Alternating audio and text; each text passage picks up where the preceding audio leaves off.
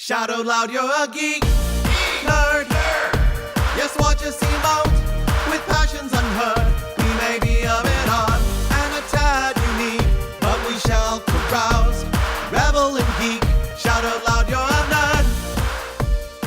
Hello and welcome to Three Geeks in a Pod, your weekly source for Ja-Mez information.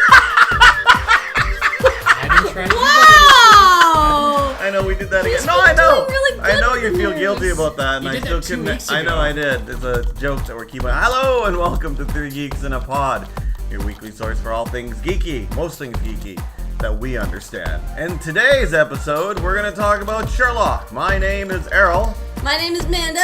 My name's Ja-Mez. and this will be fully. Oh, sorry. Did you want to say something? I just wanted to say for the people who are catching up with us, we kind of messed up the pre-show, and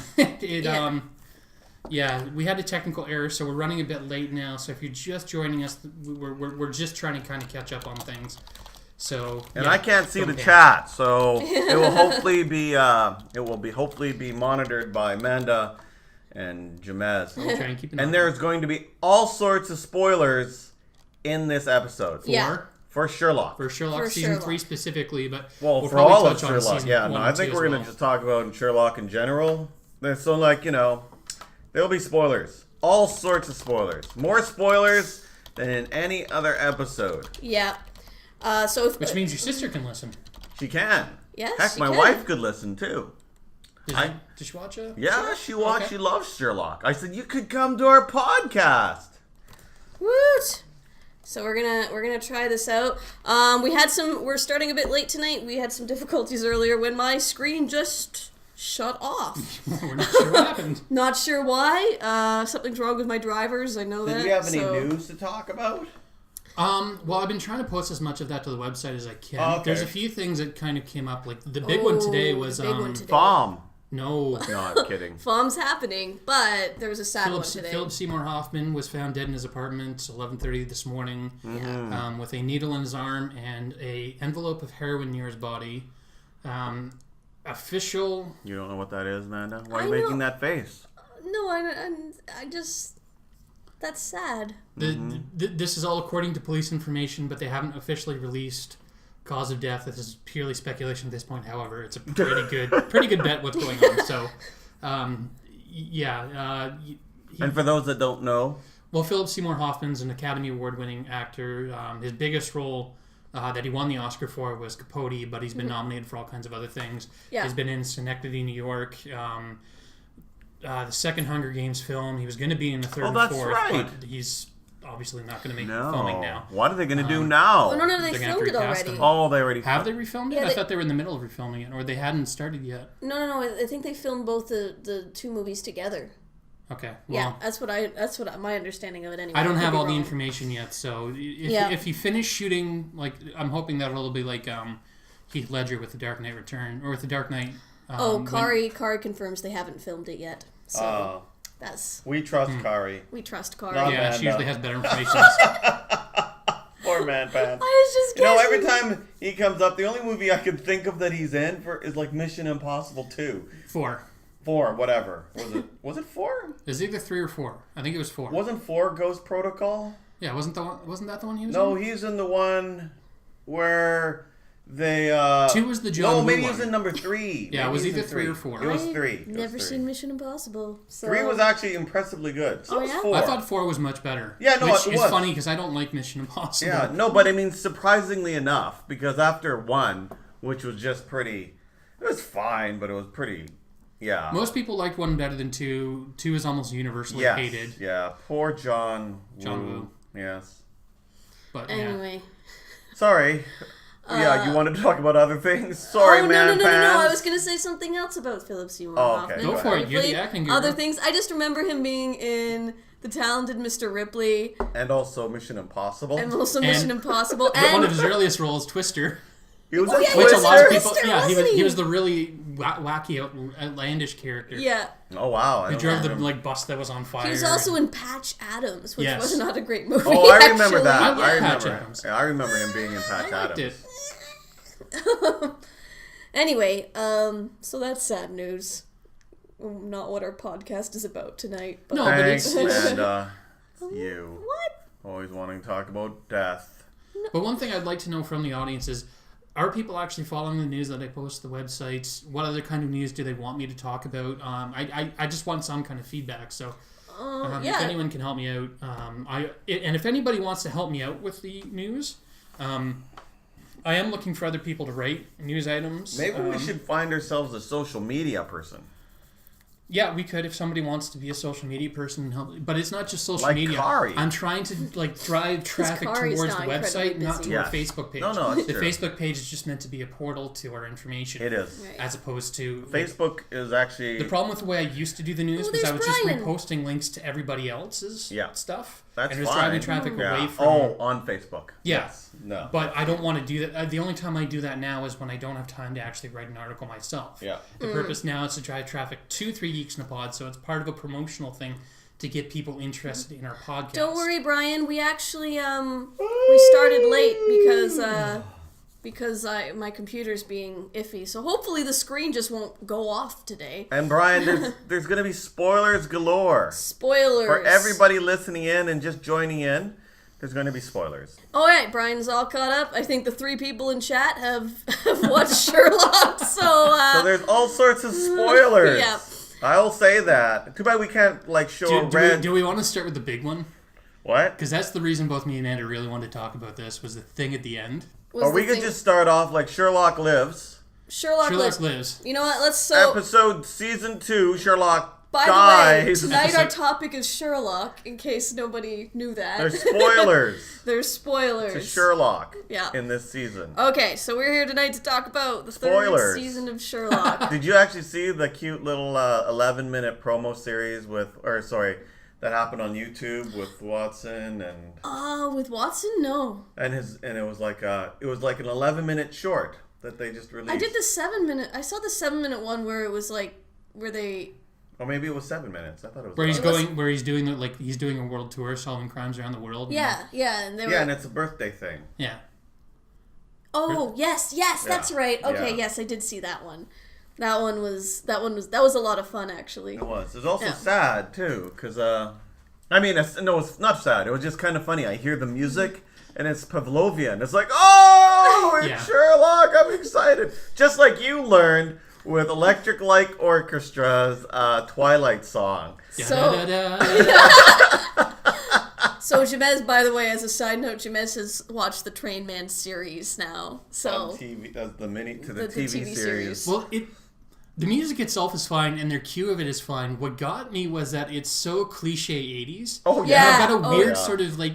but the series love was the made cliche in 80s music. 2005. No, it was, but Yeah. like just. And of course, the opening was all fun and everything. Yeah, and, yeah. Really great animation. But every time they use it, it's just sort of. It starts to get you kind of, yeah, you're right, it's a Pavlovian response where you just kind of get excited. And It's like, it's the happy cue. and Things then are you going want well. to just yell out, Kita! So I saw that.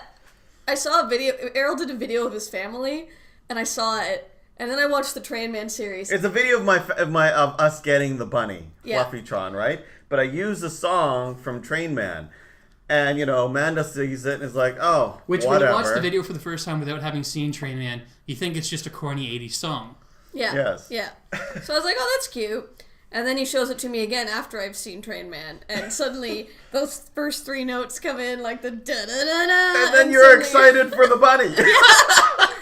Anyway, we're already getting And it's off just topic. shots of his kid spitting and happy and bouncing with the bunny. Yeah. You're like, Kita, And you bunny. understand. Isn't Yeah. that fun? Now I have 3 people that understand that song. It's So- weird how music does that, isn't It's it? weird, and the Sherlock thing. I like does that, though. too. I like when shows use cues for emotional totally. purposes. And I not noticed because- it with because like it Doctor plays- Who. Yeah. Doctor Who does it, Sherlock does it. A lot of 80s animated films do it. Mm-hmm. A lot of Asian film, like TV series, do it. Especially anime, where they recycle the same musical Yeah. cues over and over again. Yeah. Every time you hear that 1 or 2 different songs, you know what's coming. You know this moment's You going know to mean what something. you You know- get excited. You know the doctor's going to solve it right now because the music is on. Yes. Woohoo! Sorry. Especially Anyway. with the Matt Smith version, when they got that one cue, not the Doctor Who theme, No, but yeah. there was sort of a secondary theme. Yeah, well, yeah. It was it was sort of a percussion. Yes, that one. Yeah. I love that. Anyways, we'll talk about Doctor Who It next happens week. in That's- Phoenix Wright, too. Oh, Phoenix Wright's terrible for it. If you ever played Phoenix Wright, it's like this musical cue comes up and you're like, evidence! Evidence! Take that! Objection! And But the reason I respond so strongly to cues like that is the two shows I watched like religiously as a kid were The Real Ghostbusters and Teenage Mutant Ninja Turtles. And they constantly used the theme every time there was an action beat. So every time I hear those, I get all excited. So it's the same thing with Twilight. Twilight the song, not Twilight the movies. Yeah. I have a different Pavlovian response to those. Yeah. Sherlock! We're talking about Sherlock. We started off with music. And we started off with music. I love the theme song for Sherlock, actually. It's just so fun. Oh, so Brian Lehman has just posted the Fluffy Tron video. Thank you, Brian. Because, like, Errol... Brian's like our information officer. He just pops in with, like... ELO is Electric Light Orchestra. It's an old 80s Yeah, unfortunately, band. Katie's deaf, so she's not actually listening. She's just following the chat. Oh, so okay. Yeah. That's why she can't... Yeah. That's why she said earlier, it doesn't matter if you guys spoil it, because I'm not going to hear anything. Spoilers! So, Sherlock Season 3 is now finished. So what do you... Now, in Britain, I don't know if it's finished... No, it's finished here. Has it finished here? Or it's just aired. I think it's just airing tonight, maybe? Really? Yeah. Oh, wow. So hopefully they're watching it, not listening to us. Yeah, wow. hopefully. So when I saw the first season, S3, season 1... Sorry, Season 3, episode 1. Yeah. I was thinking to myself... So how's he going to get out of it? No, not so much how is he going to get out of it, because they show all these different, which are really funny. Which is one of my favorite parts. Which is really funny. It's always... I love those because it's the fan base. Yeah. They're making fun and paying tribute to the fan base and all their wacky theories that we came up with in between how it would happen. And I especially love the one where it's Moriarty and Sherlock's sitting there and they've just got this ridiculous dummy on like a ridiculous rope and they're just sitting there giggling and they just turn towards each other and kiss. Because it's such a shipping thing. Yes. Like, it's totally calling fans on shipping and the ridiculous ideas just to get two characters together. I know my one friend. My one friend is actually rather miffed at Stephen Moffat. One friend? I know many friends are miffed, but her specific reason was because of the shipping thing. Because Stephen Moffat... we mean a relationship, getting two characters together who aren't together. Yeah. Was it because it was posed by a female, or just... No, it was because... Well, no, I met her earlier last summer, actually, and her issue was that Stephen Moffat said... And I actually don't take issue with this, when Stephen Moffat said, no, Sherlock and Watson are not gay. Where her issue was like, why couldn't they be? Right? And his, he has this particular abhorrence of fan fiction and people shipping Watson and Sherlock together, and I'm like, well, if people decide to do that, who cares, right? Don't hate it. And so when I saw that, that was Stephen Moffat's clear message of just how ridiculous he thinks it is. And but I found it funny. I just, But I like it that it was Moriarty and not Watson he was dealing with, because it to me, those would be the two characters you would ship. Yes. Yeah, but because it would make absolutely no sense to ship, too. No, it makes perfect sense because they're so diametrically opposed, but they're so similar at the same time. Yeah. It's the opposites attract thing, which is what a lot of people... But they don't get it. He doesn't get attracted normally to anybody, but you never know. No, but that's why Moriarty would be different. Moriarty is the exception. Kari's just posted something interesting, kind of related to shipping. Yeah. She says J.K. Rowling has supposedly announced that she regrets hooking up Ron and Hermione in Harry Potter. She now thinks Harry deserves Hermione more. To be clear, she didn't. It wasn't that she regrets. It was that, I mean, there might be some regret. She was saying that it came from a very sort of personal and almost selfish place. Like, she was doing it for reasons that she's not disclosing, but were important to her at the time. And she said that she wasn't being true to the narrative by doing that, and she wasn't being true to the characters by doing that. I disagree. What's wrong with Ron and Hermione together? Yeah, I liked it, actually. I don't have any problem. I think it makes more sense. I think Hermione and Harry would not have been a good relationship. I think it's the obvious one, too. Like, getting the hero and, the closest female ally together. Well, no, she went for the less obvious route. Yeah, actually, and that's what I mean. Which is why I kind of... putting Harry and Hermione together would be too obvious. Yeah. And I actually like Harry and Luna better. Oh, Luna's funny. But then again, I've got a weird sort of, not crush, but like fascination with Luna. Luna's my favorite character in that series by far. Yeah, so. I don't see why. I actually didn't seem weird that Hermione and Ron got together any more than... No. But the problem, I think part of the problem that people are having with the her doing this is that she seems to be not retconning, but kind of going back and giving weird context to things that she didn't put into the books, and it feels like it's a lot of sort of, she's pulling a Lucas and going back and trying to change things without actually change things, and a lot of people are kind of taking these, like the whole Dumbledore's gay thing, people had a huge problem with, people still have a problem with. I like it. I think it's true to his character and true to the message of the story, but there's been a few other moments that she's announced stuff and that people have been kind of like, you know, she's just trying to garner attention to it all over again, and I don't know. I don't have a problem with it necessarily because she's not actually changing the text, with the exception of Dumbledore being gay, as far as I know. But again, I think the Dumbledore being gay thing works. I don't think it's a bad thing, like to go back and say, you know what, I might have written it differently or something. Just speaking as somebody who's getting more into writing now, you know, once you write your thing, like it's always evolving, right? But when it comes to novels and scripts and stuff, you have to have a finished product, and a lot of the reason that you write things is to like you're always writing from a very, she says I wrote from a very personal and selfish place, but I'm like, that's all writing as far as I know. Like all creative writing, you're always writing from your own personal she's place. Right that you still have to serve the narrative and be true to the characters to a certain extent. Oh yeah, but like if I don't agree in this instance that she was not true to the characters, but if you're doing something for a selfish purpose, like you don't want to kill off a certain character who clearly needs to die, or you're killing off a character that, you know, whatever. I'm losing the point. We're not on Sherlock. So we're not on Sherlock anymore. Sherlock! It's also fun, like when he breaks through the window, flicks his hair, and kisses Molly. Oh, that was such a great... I love that so much just because I love Molly so much. Well, it was Molly funny, got too. some so good moments in this series. It was funny, too, because like when he jumped through, like when it showed that scene for the first time, and I was watching it, and I'm thinking to myself, like, is this really how it happened? And then as soon as, like, it went through the window and kissed Molly, I'm like, okay, this is totally not real, right? Well, for that matter, I didn't know I know who David Blaine is, but I wouldn't know him to see him either. Yeah, I wouldn't know him So the either. whole David Blaine thing... that had to be explained to me. David... That's his name, right? Yeah. He's a magician. No. Oh, yes, that's right, that's right. You're talking about the mentalist. David Blaine is the American magician. It's something else. No, I thought he was a British. No, David Blaine is the American one. The guy who does the card tricks on the street. Yeah. The really weird one, and then like goes into a box for like a month or something. Yeah. The guy who was in this is... I thought they said David Blaine, didn't they? Or maybe they said a different name. I'll look it up. I'm trying Anyway, it was to... just some famous magician. Yes. Well, he's a mentalist, not a magician. Okay, sure. Brian says, I still think the Molly kiss happened. Because you don't know at the end, right? No, you still... That's what I was trying to get to, actually. Yeah. Which one... Well, what We're happened? all over the place because there's so much to talk about. Yes. Yeah. Darren Brown, I think his name is. Oh, is it Darren? Yeah, it's somebody. It's a DB person. Yeah.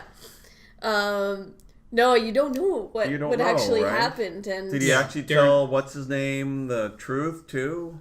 Oh, and why did he have a beard? It's just so hard to recognize him. Oh no, I was sitting there, and Errol had to tell me after, actually, because I thought he was a reporter. I forgot he was the cop who had like denounced Sherlock and who I wanted to punch in the face during the second season. I only recognize him only because Lestrade or Gary or actually what's the name that he always Greg. Greg. He would make a great Sherlock. But it's funny. I did the same thing earlier today when I was trying to remember his name. But only because he mentioned something about cop investigations. Does it click in? Oh, that's him. Yeah, or it's like, this is your fault, you know. And, you know. But you know, it took me what, 5 minutes before I realized it's him. Well, yeah, it made more sense too after, because first I just thought like, so he's just some random guy who's obsessed or something, and then I realized I'm like, oh no, it makes a lot more sense for him to be obsessed if he felt guilty about the fact that Sherlock died because he was... You know what was weird, though? Is like in the season episode 3, it's his real parents, right? That's... Oh, yeah. But in episode 2, different parents. So I was thinking, why didn't they, you know, how hard was it to get the real ones for the second one? Yeah, I wonder how the writing process worked for that, because they often plan it far in advance. Yeah, so like, they were all separated 3 weeks in advance. But I wonder if they did some sort of rewrite that they're like, suddenly Sherlock's parents become more central and they didn't really want to cast those 2 extras that they had appear at the door. And apparently that's Watson's wife as well. Yeah, partner. Yeah. Yes, partner. I don't think they're married. And one of the writers, his gay partner was a character, and I don't remember who it was now. I think it was in the military episode with a. Oh, okay. But I don't remember. Darn, I'm sorry, I completely forgot. Yeah. I liked the wedding episode. The wedding episode was my favorite of the season, I think. I thought so too until I rewatched the third one today, and there's so much. The third one drops the ball in the last 10 minutes until the last 30 seconds. Yes. But there is a lot that goes on in that episode. Oh, I agree. It's like funny. I've forgotten There's how much tons of things. happened in that episode. Yes, it's funny. There's tons of things, but usually there's a build up to something amazing that you expect to happen. They really dropped the ball on the character story. Then all of a sudden, boom! It just ends. Literally. And and I'm thinking to myself, what? You don't have something clever to work this out? That's it? That's it. And he only gets out of it by a Deus Ex Machina. Yeah, and it's like, Which, granted, the Deus Ex Machina is kind of a huge bombshell, but at the same time, it's kind of like... It is. It feels like lazy writing, so... No, it almost felt like, oh, look, it's a Monty Python ending to a sketch kind of thing. That's what it felt like. And so I'm sitting there going, what? And it felt like such a waste of an interesting character. They had such an interesting setup to this character that ultimately didn't go anywhere, and granted, apparently death doesn't mean anything in this universe either, because... At least one character's come back. Another one possibly is coming back. Who knows if this guy's actually dead too? Yeah. But I don't know. Yeah, the wedding episode was one of my favorites just because of the character studies. It does. In it, well, but it builds up and then it delivers. Well, it also had the best scene in the entire series so far. Which one was that? The bachelor party. The bachelor party. The bachelor party was the funniest man. thing. Just watching these two guys who are at each other's throats most of the time anyways, and usually so together, just be complete bumbling messes. Oh, I loved it when Sherlock was trying to deduce. When he was drunk? Yeah. And all those things were popping up. Yeah. Brilliant. It's like, share sleep. What is this thing? Or it's like evidence thing or something. Another thing in episode 3 that they don't do. Sherlock doesn't deduce a thing about what's-his-face. Did you notice? Not throughout once during the episode does he deduce anything about him. And he meets him. He sees him. All these things. But he doesn't seem to deduce anything from him. So it almost seems like he's clueless about him the whole time. Yeah. And he seems to be clueless about him Well, the he whole seems time. to be even more of a cipher than Moriarty. Or even more of a match than Moriarty. And that's what I liked about in the setup of him. He seemed to be not just a replacement for Moriarty, but a different way of going about being a foil for Sherlock. But then nothing happens. No, nothing. And there's so many things. He doesn't even have an endgame. No, well, I don't even know his name. What's his name again? I forget. It's irrelevant. He's based on an actual character, and they changed his last name, but I don't know. Is he? Kari says he's more like the traditional Moriarty. You've read the Moriarty stories? I was reading about that today. Moriarty was only meant to be a one-off. Well, not even a one-off. He wasn't a one-off. He was meant to be the last villain. He was meant to be the character that killed Sherlock Holmes, and that was going to be the end of it. And he was meant to be his equal. Right. Yeah. He was a professor. And then he sort of backrode him into other stories when he started writing stories in between stories later. And then in one story, I could have swore that he showed up in 2 stories, Kari. Which one, Moriarty? Yeah, I could be wrong with that. I can't remember. I could have sworn I read on Wikipedia that he was in 2, and then they died in Reichenbach Falls, and then maybe I don't know. I'm not a Moriarty. He was meant to show up in only 1. Yeah. Yeah. I have to say, one of my sticking points. But it's funny that Moriarty. Sorry. It's funny that Moriarty was only meant to be a one-off character, but has become. In all later representations of Sherlock, his main villain. He's always the main antagonist to the point where he's the only antagonist that people ever remember when you mention Sherlock Holmes. You always remember Professor James Moriarty. Well, same as Irene Adler. She wasn't actually in that much. See, I hadn't heard of her. An icon. I hadn't heard of her until the Sherlock series. So. Yeah. What was your sticking point? Sorry. So my sticking point with this villain actually. And I know he had also his mind palace, right? Which they never actually kind of explained how does he have an electronic eye? No, I think that was just a fun thing. That was just a fun thing. And so, but it's funny, they go to his house, and he opens up this room, and he sits in this chair in this completely white room. Like, were you just waiting for somebody to visit you so you could show off your impressive chair in your white room? Yeah. Because I feel like you don't need it normally. And that's part of why I love the characters, because he's that bizarrely eccentric. He's just as sociopathic as No, but I love that because he's just so bizarre that he has a room to actually sit in there and process data. But it's also which is fine, but it also seems is that he's just strangely too cavalier about being someone so powerful and not worrying about being killed by anybody.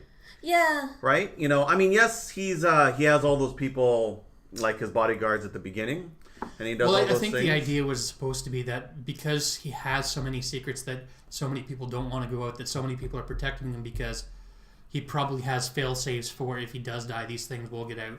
Or at least he's assuming that they're assuming this stuff because he's supposed to have been under the protection of the British government. Yeah. And that was the thing that but what's his name came in and started threatening everybody in the room about. But if he starts letting on, for example, that he has actually no evidence, it's just all in his head. Yeah. Then what keeps the British government from killing him? I guess they don't know that is the idea. But he told Sherlock that, so he kind of like gives away his biggest secret. Why would he do that? Yeah. It's from that point. Once you stepped into that room, that's when things started to go off the rails for me. Was everything started to kind of unravel. Like, I like the idea of the room because it seems so indicative of this like bizarrely eccentric character, but yeah, I don't know. Yeah. Well, I mean, that's the thing Kari's saying. It does seem a bit obvious that the only way to stop him is to kill him. Yeah. And I compare this episode with the end moments of season 2, episode 1, where it's the woman, right? And for all its flaws, that ending was great because you were sitting there honestly thinking to yourself, at least I was, how is he going to get out of this? It really seems cut and dry. And then you get the phone. And then you get that spectacular ending. I mean, whatever.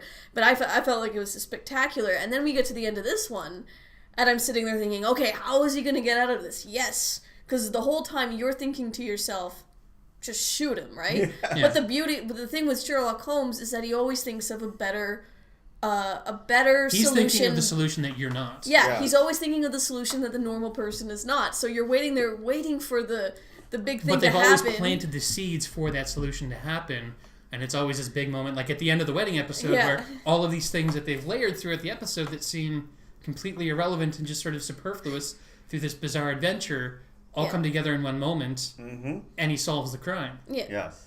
But that didn't happen. He just sort of... And so...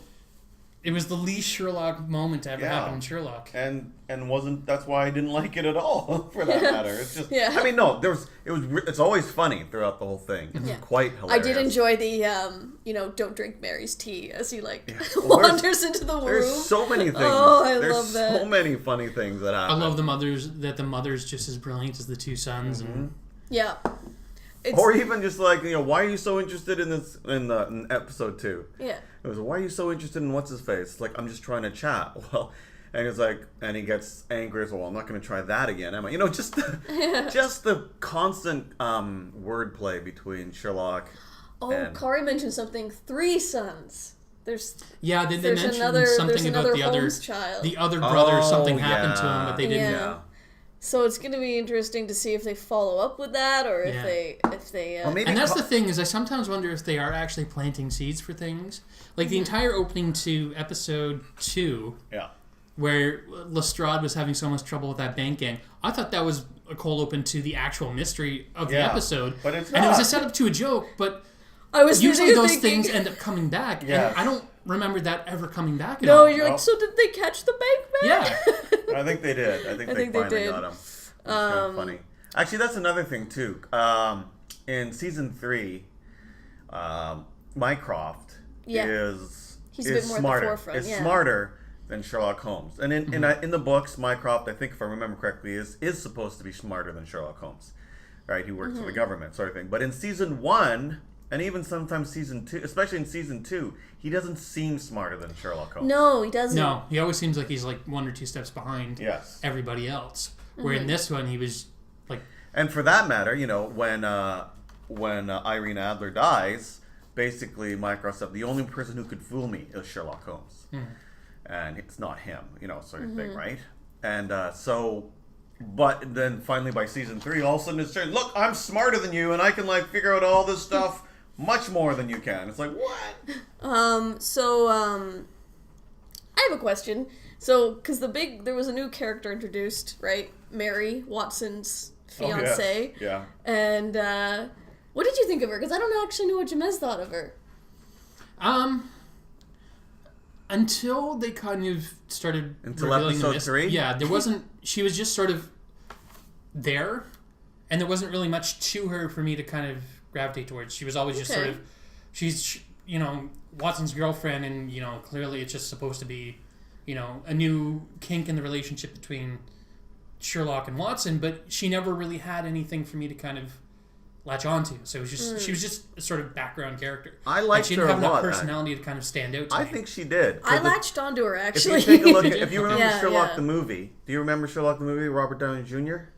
I fell asleep in that movie. Okay. Or for any other kind of those kind of things, what does Watson's wife or significant other always find Sherlock as You're right, Corey. rival? She did show flashes of brilliance, but they were beyond those flashes of brilliance. There wasn't much else For me, about her for me to kind of. But what she doesn't do in these episodes is that she likes Sherlock. In fact, what she does is she tries to pair them together all the time. Yeah. There is no rivalry at all. That's what I really enjoyed about And it. that's from the very beginning. Yeah. And it's really cute as you see this, as she's going along, saying like, I like him, sort of thing, right? And she shows all those little personality bits. See, yeah, what I liked about it was that. It was sort of, because as soon as she entered the picture, I was waiting for okay, here we go. Mary's going to be bugging Watson that he spends too much time with Sherlock. Sherlock's going to be trying to stop the wedding.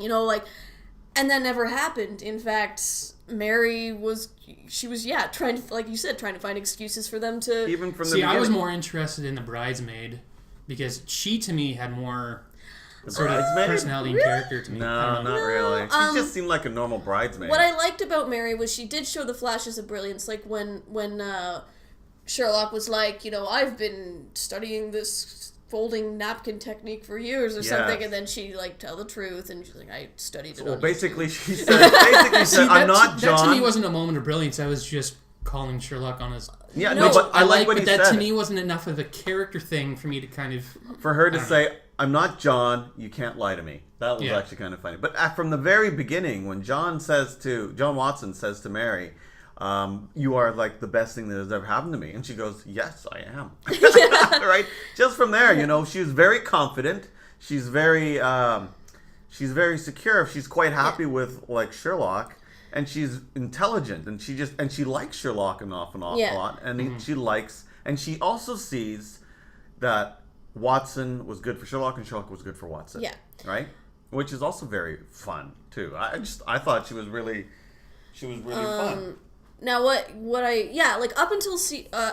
until episode 3, because Episode 3 suddenly becomes like a Doctor Who episode. Yeah, suddenly my honestly. jaw was dropping.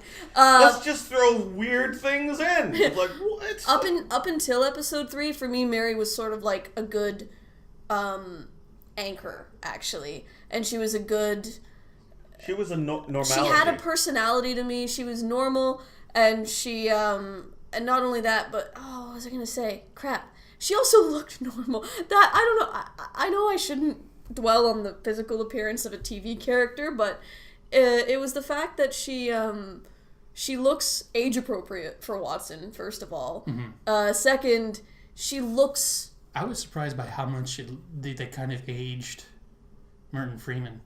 Because he's always looked kind of young to me, and this one he looked like super He kind did of... look older. Yeah. Not just, I don't want to say old, Yeah. but he looked kind of, not haggard, just sort of... Yeah. He was starting to show his age a little bit more, because I guess Martin Freeman's always to me looked like sort of a 20-something, and now he looks like he's reaching his 40s. In season 1, but Yeah. now Yeah. he looks quite old. No, I think he does look older. And I like that she looked I like that they revealed her But I mean, size. to be She's a honest, size. living with Sherlock would be kind of Yes. exhausting. No, I would age, agree so- with that. And also dealing with his death and everything like I'm that. glad he got rid of the mustache. I'm just sorry, Martin Freeman. I did enjoy that You don't storyline. look good No, with a that was mustache. funny.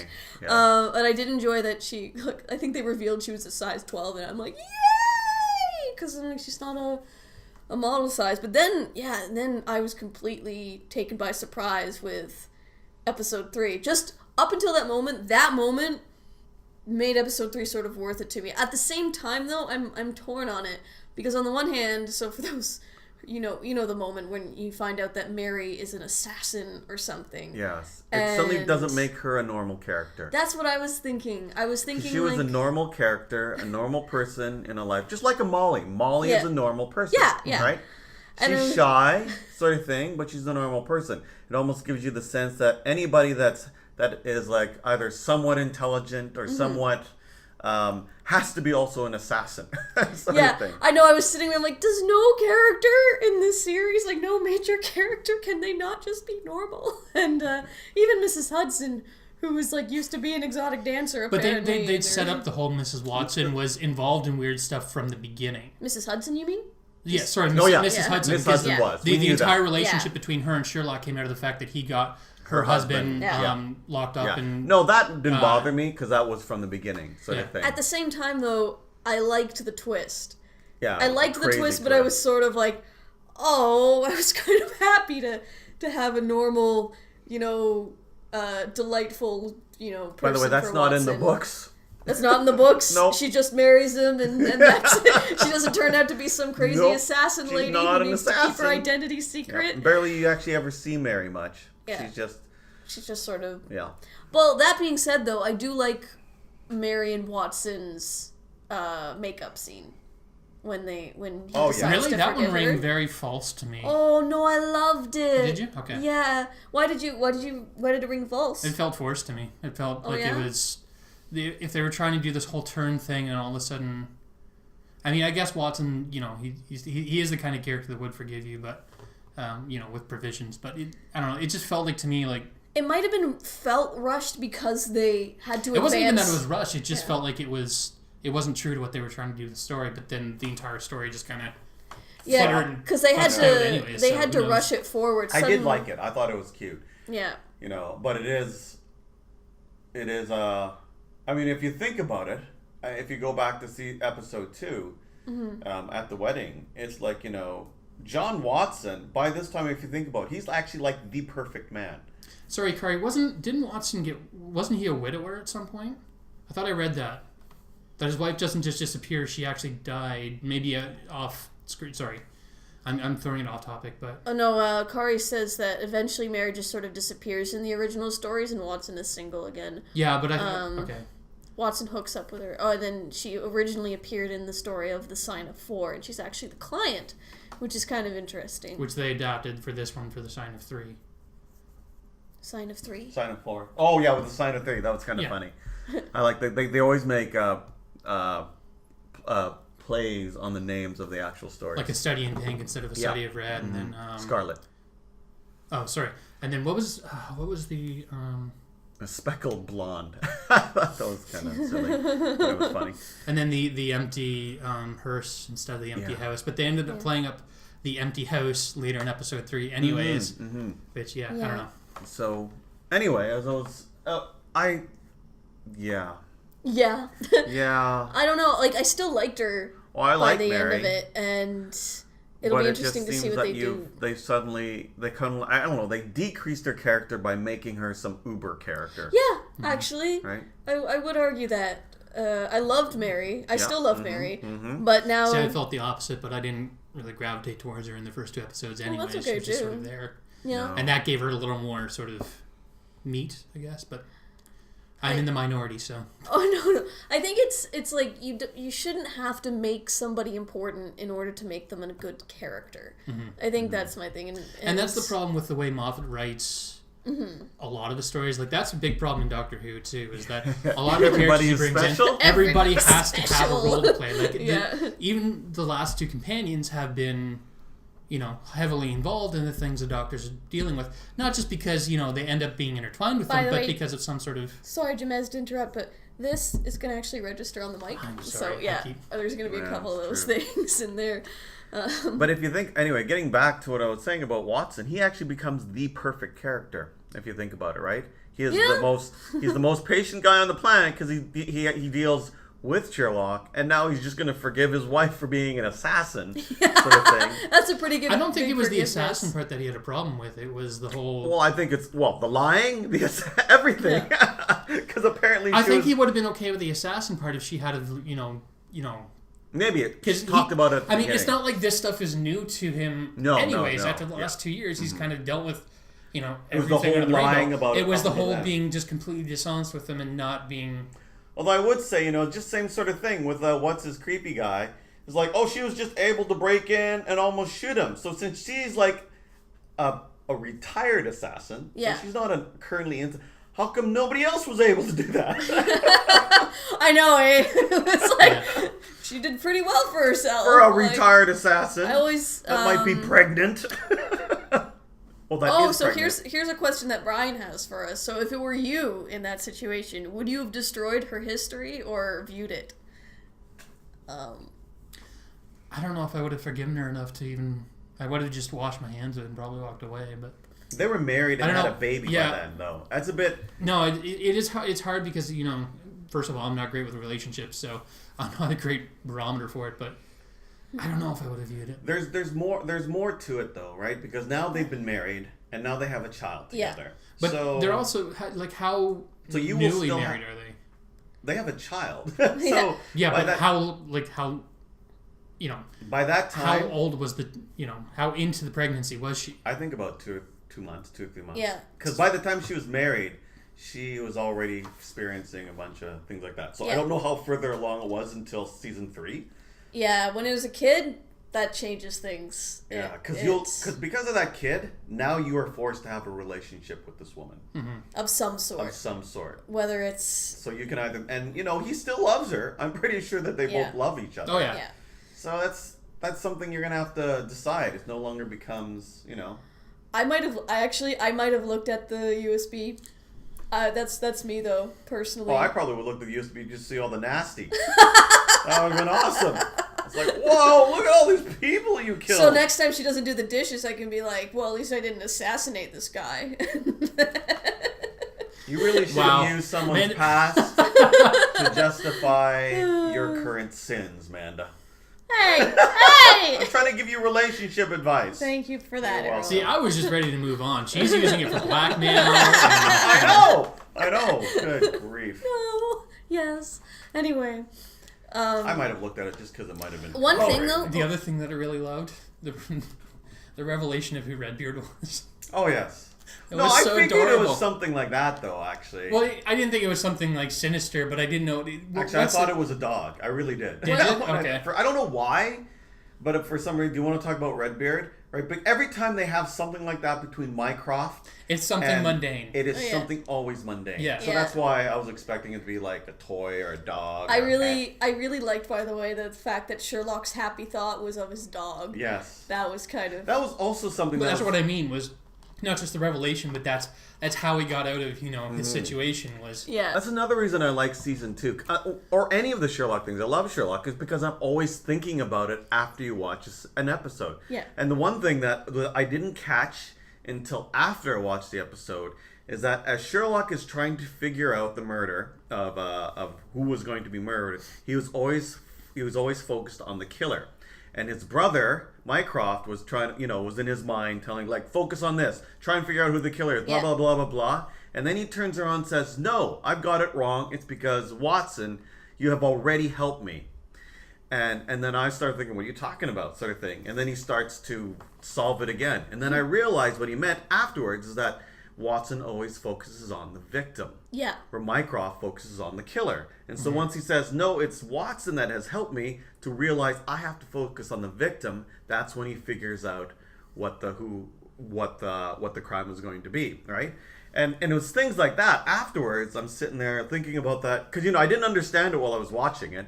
And I'm just sitting there thinking about it afterwards, like, oh, that's what he meant. And just small things like that I don't pick up. It's always fun thinking about. See, I the just like episode. that the way he came out of the whole situation, not just the dog, but his vow to Oh yeah. protect Watson. See, I gravitate towards emotional beats like that. Oh, no, rather I than love intellectual that beats. too. That's Yes. the stuff that really gets me in those episodes. Yes. And Sherlock isn't the kind of character to give over to emotional whimsy very No. often. No. So to have that sort of allegiance to.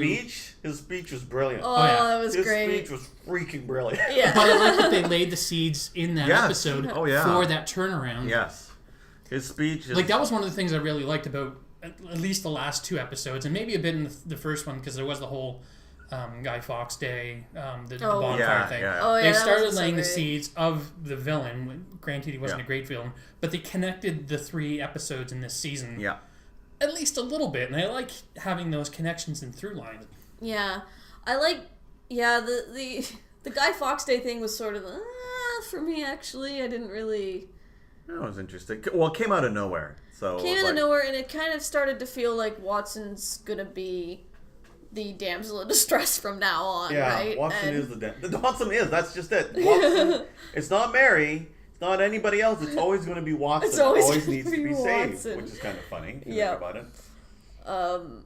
Poor guy, but he's like the most normal out of all of them.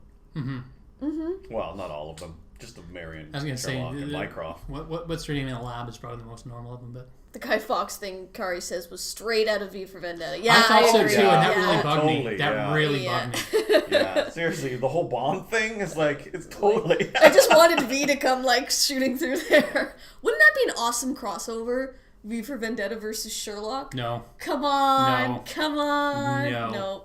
Okay. I have big issues with V for Vendetta. So. Oh, okay. What else? There was tons of funny moments through the thing.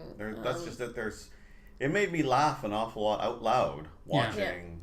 all of it. So. Yeah, I enjoyed Watson finding Sherlock in the drug house. Yes. That was which is a great throwback to his Yeah. opium addiction, and Yeah. I love the fact that they kept on playing the idea that he's trying to hype up the idea that he has a drug thing to get this guy into his trap, Yeah. which the guy never falls for. But there's sort of this lingering question of, is he actually playing this up, or is he just addicted again because everyone seems to think he's addicted Yeah. again? I like that they played with that sort of I also question like a little bit. I like the guy. What's his name? The drug, assistant? The assistant Yeah. guy that just comes out of nowhere.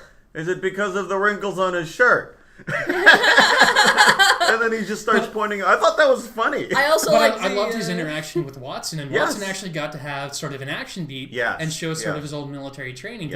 And not just have a great action beat, but just sort of have this, I don't want to say arrogant, sort of confident moment, because he Yeah. doesn't get to have a lot of those. No. Yeah. Where he just kind of, the guy pulls a knife on him, and he just kind of gets this like smirk on his face, and he just turns around and says, "Here, I'll make this easier for you," and walks towards the knife. And I'm like, "Oh, Watson, you're awesome." Oh, that was like Watson's badass moment. Yes, You're and just that's Yeah. what I loved, was Watson doesn't get to have those moments. No, he doesn't. Yeah. Then it's just a bang bang. Okay, Yeah. that's it. You broke my arm. No, I just sprained it. No, you broke it. No, I'm a doctor. I sprained it. I know how to sprain arms. And I also loved, what was it? Oh, that's what it was. I loved Mary's little, as Watson was like walking towards the building and she like calls after him, and I was sort of expecting like a be careful thing. She's like, just a little bit sexy. Like, as he's like walking away with this weapon in his hand, and you're just like, yeah. Which is kind of fun, sort of thing. Mm-hmm. Which just adds all those things for like Mary. Oh well, but yeah, and then so it is that I found episode 3 all of a sudden just decided to go insanely crazy. Yeah. But it was only like the last 10 minutes that really kind of threw me, because up until that point, there was still sort of a mystery and story building. Yeah, And no, I agree. No, it it was wasn't fun. until they got it to was what's his funny. name's house. It was good. Mm-hmm. It's just it was like for example, when I watched, like a good example I think is when I watched the difference between Best in Show and A Mighty Wind. I haven't Not seen that Mighty you would- Wind, not but that oh my this God, will we make did best any in show sense. your team. Yeah. The thing is, I found Best in Show funny in some way, right? But then they decide, okay, we're now doing this other improv show. We have to ramp up the crazy a little bit more to the point that it's almost, I mean, not that Sherlock is believable, but, Yeah. sometimes, but they try to make, they put Sherlock as the unbelievable character that they throw into this world of crazy. And Mycroft's a bit on crazy. But you know what I mean? Yeah. And then, so he's trying to interact with normal people. But now they're just making everybody around him completely abnormal. Yeah, yeah. I do want to say, I kind of want to see Molly win something. I thought, Me too. You know- I thought Molly won during the whole aspect is like when Sherlock When she was saying, dating a Sherlock clone? No, when she was talking, I can't remember where it was. It probably was in episode 2. and he says, "No, I do care." "No, you don't." So and Sherlock is trying to say these things to her, and Molly is saying, "No, you don't. You don't care." Blah blah blah. Yeah. Go get yourself some crisps, sort of thing, like that, right? Yeah. She understands Sherlock more than Sherlock actually thought she did, and that's when I actually when Molly actually understands Sherlock and understands her place with her, sort of thing. And even though she is still shy, and even though it's whatchamacallit, she understands Sherlock more than other people give her credit for. Yeah. She does understand Sherlock, and I feel like she played more of a part in the murder, or not the murder, sorry, in the Sherlock's death. But we're never gonna know. I think she did. I think she did. No, I think she did because because in season 3 they set that up that Molly was gonna help. Yeah. Bro, Brian says I liked the slap. Yes. That was my favorite Molly moment in the season, was her slapping, not just her slapping him, but saying, "How dare you try and throw away your talents?" Yeah. Well, and it kind of gave her, like, she's not always the diminished character, right? Because she's always kind of like, the quieter one and stuff. It's like, no, she can stand up for herself and tell someone when he's being an idiot. And I was going to say, she's not even standing up for herself. She's standing up for Sherlock against Sherlock. And that's what I loved about her, was that she's come out of her she's slowly shell so growing much throughout all of that this, which is nice. She's willing to stand up to Sherlock and say, "You're being an idiot. Stop it. Yeah. You're too important to do this to yourself." That being said, I didn't know what was going on with her hair at that wedding. That was an insane... Oh, yeah. I don't know what that was. I wouldn't notice. She had like a giant bow in her hair, and I was like, I'm not a fashionable person, but... I think the person that sadly just stays kind of the same is Lestrade. He doesn't really change much. He isn't... Now, in the original But even in ones, this series, Lestrade wasn't really all that sort of important either. No. But, there wasn't much on him to kind of expand on, so... No. But he starts off like being, just a normal inspector.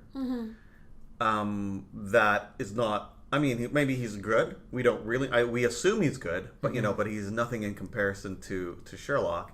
And he just has stayed the same throughout the whole thing. And that's what bugged me about the cold open in the second episode, where he was so close to finally having his moment. It wasn't Sherlock's moment. It wasn't anyone else's moment. He was ready to do his thing and catch the bad guys he'd been, hitting his head against the wall for. And so you for feel so long. sorry for And all of a Lestrade. sudden, Sherlock calls him and he goes running to Sherlock's rescue, with the full force of the law behind him.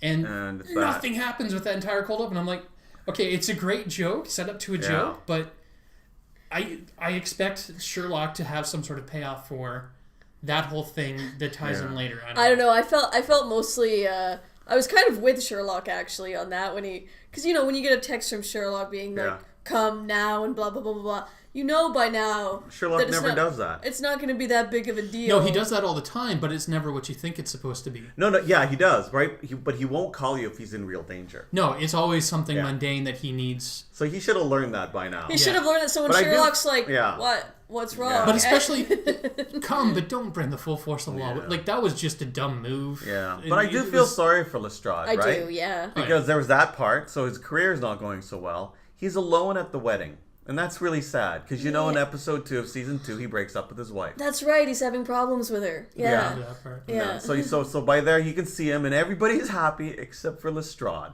And that's kind of sad. Lestrade needs a win. And then he's like, let's go to Scotland Yard. How would you solve it? And it goes, midget with a knife. Oh, I like the meat knife. Oh, yeah, with the clone guy. Sit down. But, but that's just it. Poor Lestrade is, like, lonely and not good at his job, and you just feel sorry for him. And it's also kind of nice, though, that, Sherlock only has the 3 friends, Watson, Molly, and Lestrade, sort of thing. And Mrs. Watson. And Mrs. Hudson, sorry, yes, the 4, right? And Lestrade will always be loyal to him, though. And that's also different from the books, too. Is it loyal, or is it just... No, I think it's loyal. And friendship. I don't even think it's friendship. I think it's more of a professional respect. Because of how often Sherlock kind of... I don't know. Maybe I'm reading into it the wrong way. No, I think because he gave him a hug when he came back. Well, but... That's a bit more, you could be really happy somebody is back. But, Lestrade doesn't strike me as a guy that goes around hugging. They're British, for that matter.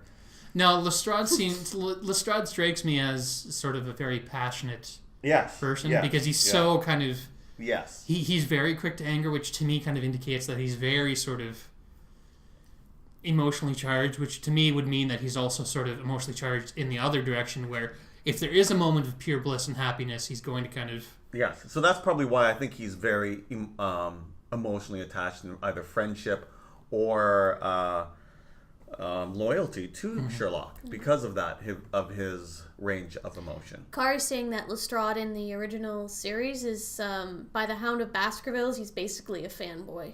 Oh, is he? I can't remember. From what I remember, of the couple of stories I read, Lestrade wasn't always with Sherlock. He was always sort of like, I'm the police, and then after a while, it's just like which they played up in the first series a bit. Yeah. I remember The Hound of Baskerville every time I read it, and I was always seemingly confused by that one. I don't know why. All the other ones, I see. Wasn't that one of the first ones that he wrote after Reichenbach Falls? I can't remember. When he was kind of meddling with the idea of bringing back Sherlock, but at that point he was still writing stories set before Reichenbach Falls. I can't remember. I gotta go to the washroom. You guys talk. I can't hold it anymore. Can I kind of geek out on the production values? Oh, go for it. Because yeah. not just the editing. I like the fact that the editing's kind of toned down a bit in this series. I noticed that. Because in the first series, the editing and the transitions were sort of... They were really cool and they were very sort of cutting edge, but they called a lot of attention to themselves, which is intentional, but at the same time, I like the idea that they kind of pulled back on this, but the photography in this series was just so beautiful. And it was sort of... A lot of the time when you're shooting something, you do sort of a sort of mundane setup where you'll do the pretty flower shots, but they'll sort of be, an open or close or a cut to an object or something or an emotional moment. For the most part, it's just sort of a mundane sort of... it's hard to kind of explain audibly, but right. You'll have sort of like two over-the-shoulder shots of the two characters, and you'll cut back and forth between them in a conversation. You have a wider shot, and you cut back and forth between that for sort of context of what's happening in the room, especially for moments of action or characters walking around and whatnot.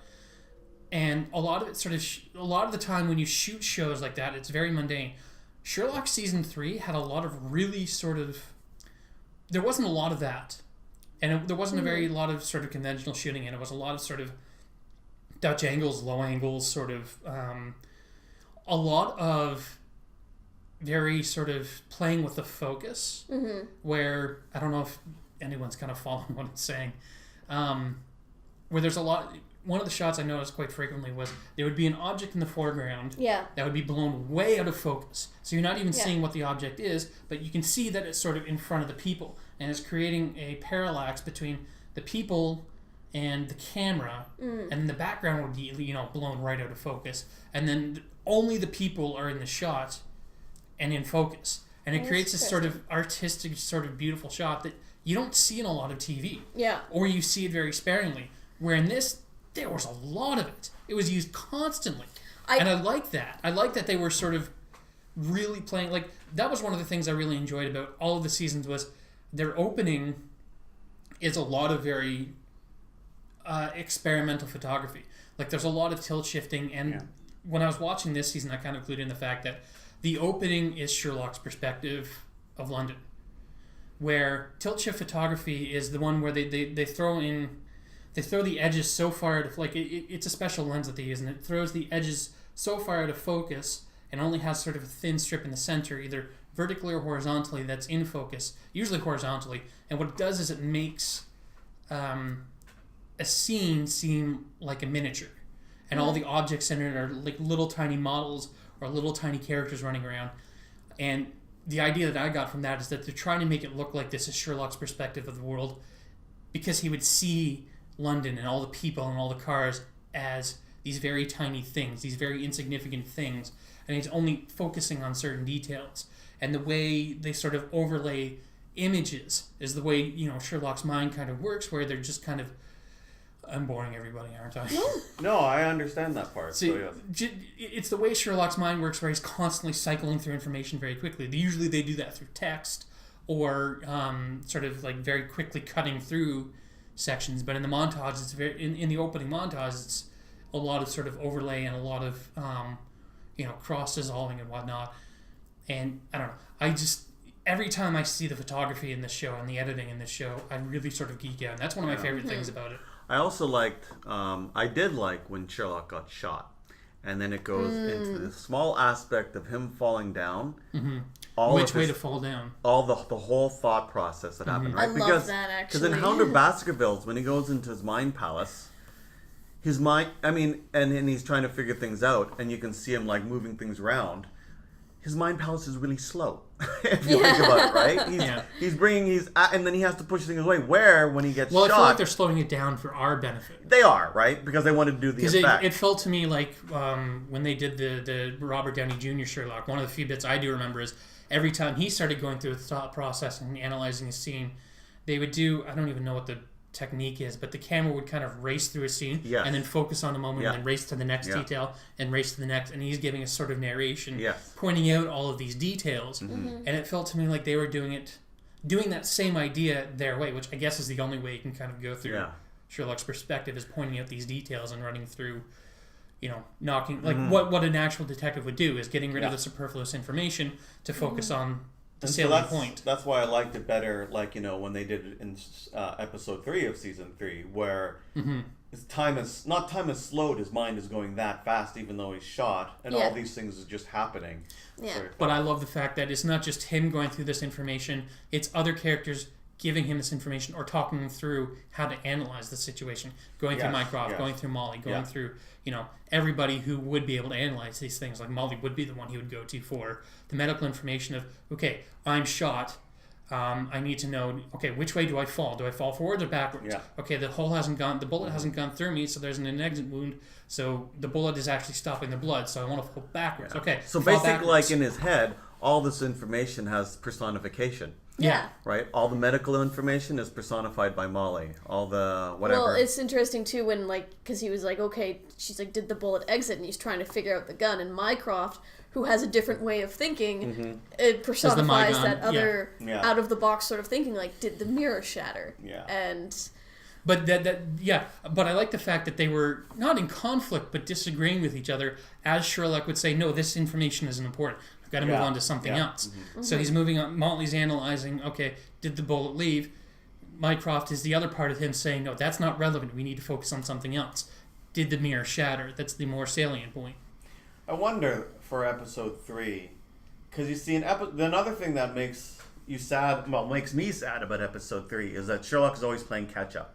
Yeah. He is not, it's almost like, like Batman's supposed to be this amazing detective, except he doesn't understand anything in any of his movies, for that matter. Well, to be fair, people overplay how much of it, like, how brilliant Batman is. Like, yes, he's brilliant, but, especially the fans have overhyped the fact that, Batman's almost invincible at this point, where no one can beat him if he can actually sit there and analyze the situation. He never outthinks anything. No. Well, the problem with the Nolan films was that he wasn't a detective. They had one scene that kind of brought that up, but it was a completely irrelevant point that led to a point that wasn't even, like, the connection between the 2 points and how he did the detective work was, first of all, BS, and then second of all, a connection that, it's such a bizarre connection that, it shouldn't have existed. I don't know. So, I'm not explaining it right, but that's fine. No, getting to Sherlock, so you feel kind of like just let down because he doesn't seem to catch on anything. He's never ever one step ahead of the process, except for that tea poisoning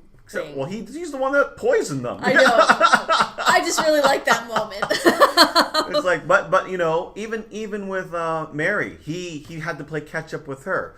Like, he was completely shocked, as was the rest of us. And so what happens is that then what he did is that he was all hindsight. All the things she had said finally suddenly makes sense. Because he thought of her as a liar at first, briefly, and then it was nothing. But it was a moment. But again, the whole liar thing was something in the moment of, 1,000 other thoughts, and he had to break down through all of those other thoughts about who she is to focus on the like. the visualization of there's 30 different words on the screen. Yeah. There's 5 different liars, and he's beating through those other points to try and get to the fact that she's a liar. But he still didn't pick up anything on Mary. Maybe he just has too much information. But that's just, and I wonder, maybe they're trying to play up to the fact that, in episode 2, he becomes too sentimental or too attached. Well, I was going to say, maybe he just wants Watson to be happy, so he's not going to, he's not actually going to sabotage his chances with Mary, so he kind of subconsciously looks over the fact that she's a liar. Or not even that, though. I mean, because he plays catch up on everything all through episode 3. Yeah. Right? Yeah. He's always behind. He doesn't seem to understand anything. Mm-hmm. So... Brian says, and I don't know if you guys agree, but he says Sherlock's view of Mycroft is superior, but that doesn't mean it's true. It may just be more of a big brother, little brother thing. So it's Sherlock's perspective views Mycroft as the smarter one. Is it that, or have the books always posited? Well, I don't even think that was necessary. I just think in the moment of him trying to analyze the scene, Mycroft was his voice trying to there were different aspects of his brain analyzing different elements of information, and he was batting down things one by one. So he's going from Molly to Mycroft. I don't know if Sherlock necessarily thinks Mycroft is superior. I'd have to rewatch them again, but... okay. I only remember in the books where Sherlock has said that Mycroft was smarter.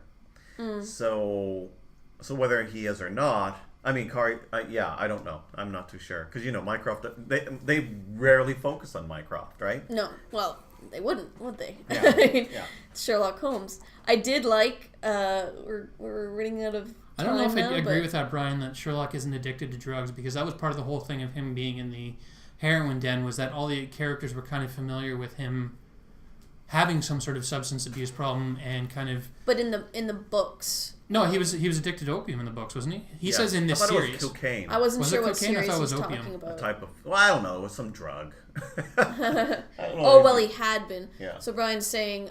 and don't forget they had the recurring joke of him being addicted to cigarettes, too. Yes. So he does have a very addictive personality, so it's not... in the books, it's cocaine. Carrie confirms. Okay. Yeah. It's I thought funny. it was opium. Yeah, it's so funny. When Mycroft and Sherlock interact, it's funny. Yeah. When Sherlock and Watson interact, it's funny. Watson asking Sherlock to be his best man. Yeah. That was pretty great. And that's one of the things I love about Sherlock is for all of his brilliance, he's still a very naive person, and he just doesn't pick up on not just friendship, but all kinds of things. There's a recurring joke that he's only got so much room in his brain, so there's all this other information that he has no idea, and he had no idea that the Earth revolves around the sun at one point in one of the episodes. And was that in these episodes? Season 1, episode 3. Okay. He didn't know that the Earth revolved around the sun. He doesn't know anything about astronomy. That is something that's in the books. Actually, it's just like, does it affect me here? No, then I don't need to know. Yeah, but I love that idea.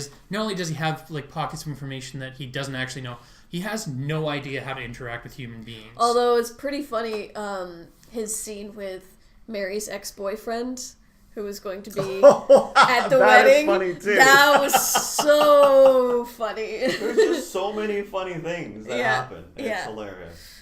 And again, nothing for me will beat the Bachelor Party for comedy. Yeah. I liked too. You're talking about editing in the photography style. That I liked how everything was sort of out of focus, and it wasn't immediately and even the words are apparent. kind of shaking a little bit.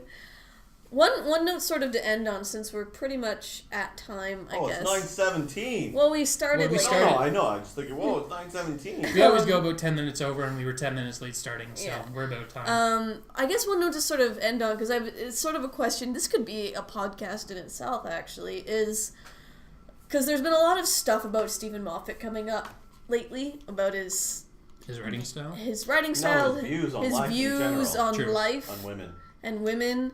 And it's sort of one of those things where it's like, I still really enjoy Sherlock, but it's like, can you enjoy a series when the creator is kind of a douche, I guess, for lack of a better word?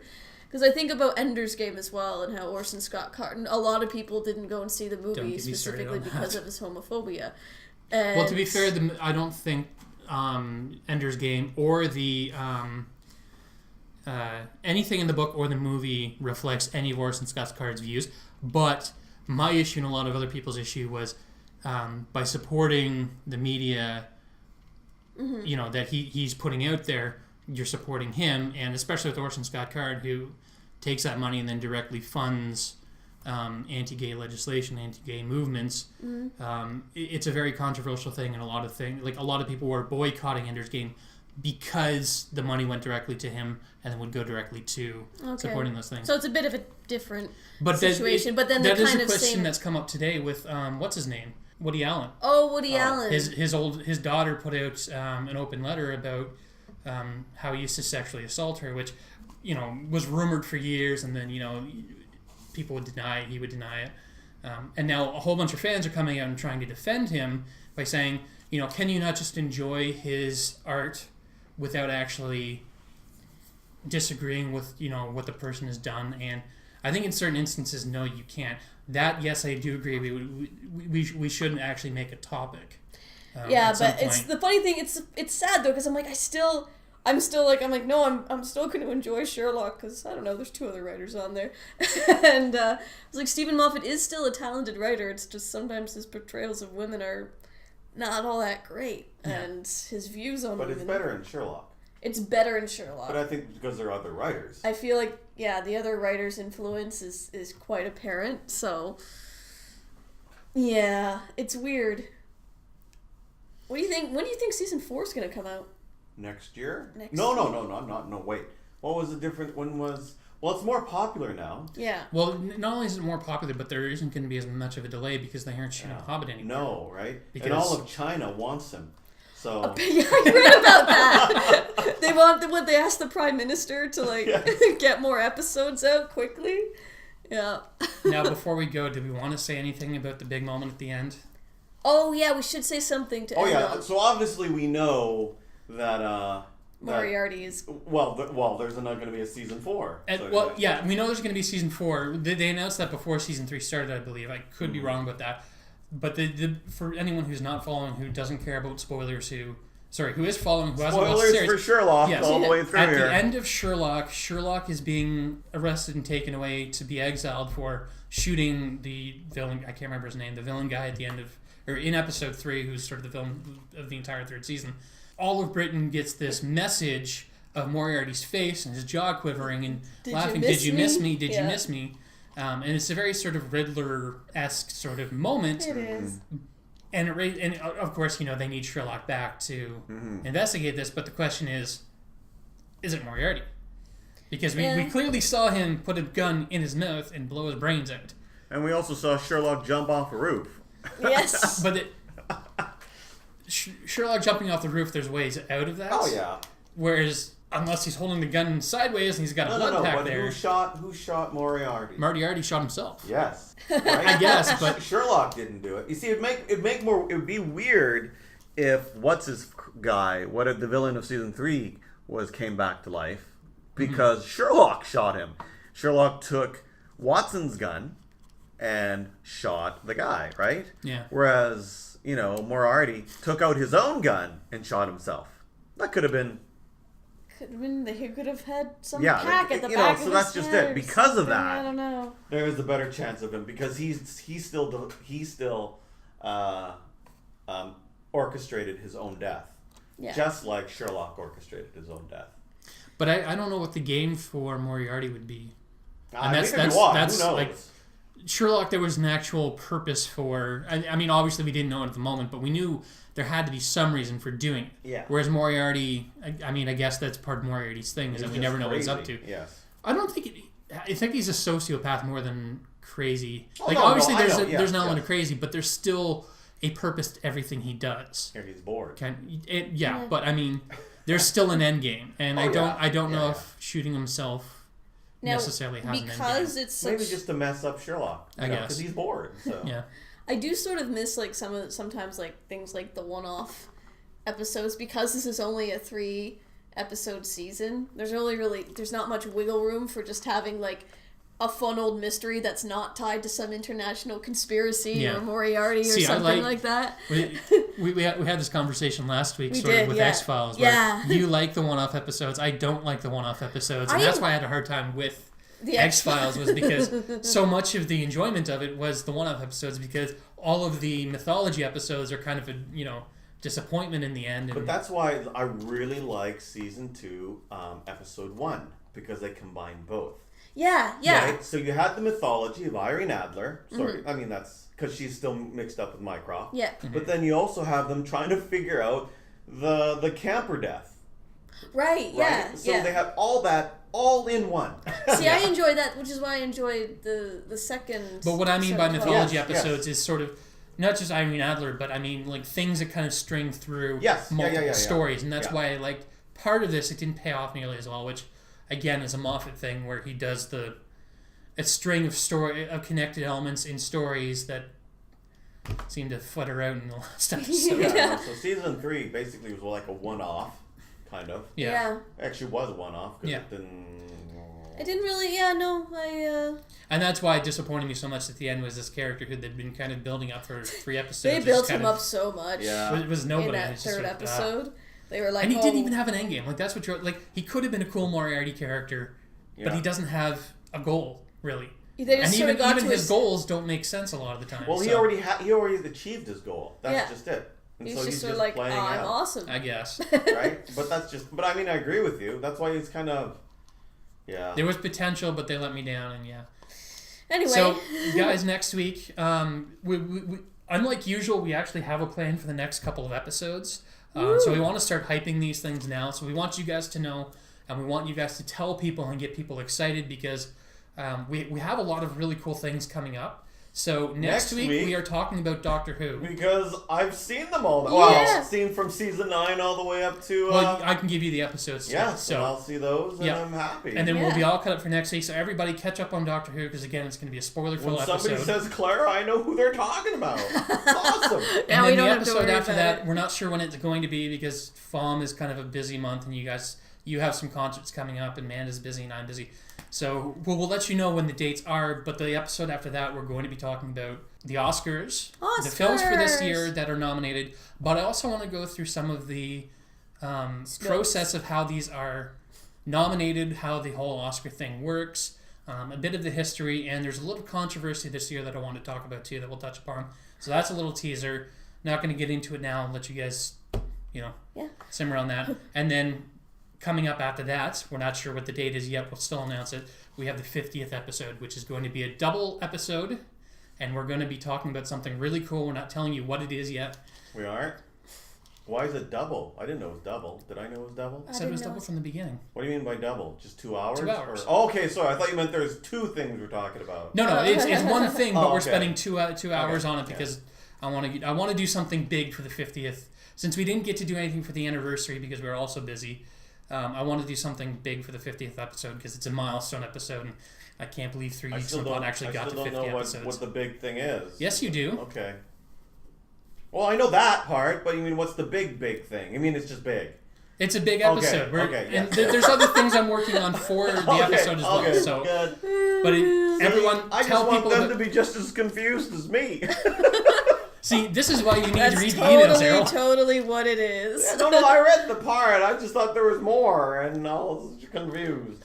Now you're underselling the part that we're doing. What? No, there's not more. Oh, it's going to be so sad. No, I won't be sad. I think trust me, it's happy. an episode Errol's going to enjoy. Well, but why don't you just give it away? Yeah, now that I don't know what we're going to You enjoy a lot of things. I know, but it narrows it down. It's going to be about poop, okay? Yeah, Errol's poop. He's going to put up all of his pictures for you guys. He's been taking in water. Do we want to announce it then? No. We'll announce it next week. Okay, we'll announce it next week. When we talk about Doctor Who. Yes. All right. I'm excited about that. I understand. I even have opinions. Yay! So don't forget, guys, you can find us each week at 3geeksinthepod.com/live, 8 p.m. Eastern Standard Time. Catch up with all of our geek news on the website now. I'm updating stuff on daily. Send me information if you guys have any geek news you want to see represented. Send me links. Send me information. I want to post more. If you guys want to help me out, yeah. Cool.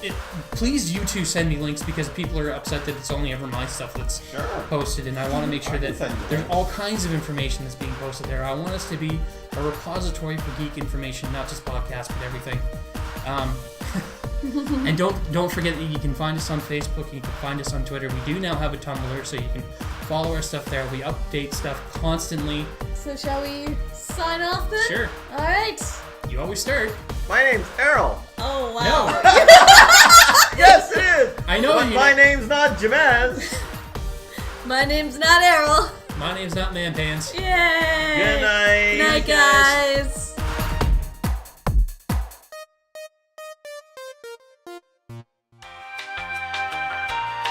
It's a birthday for Kari. It's a birthday for Kari. Kari. Kari birthday. That sounds nice. I'm sure she appreciates that.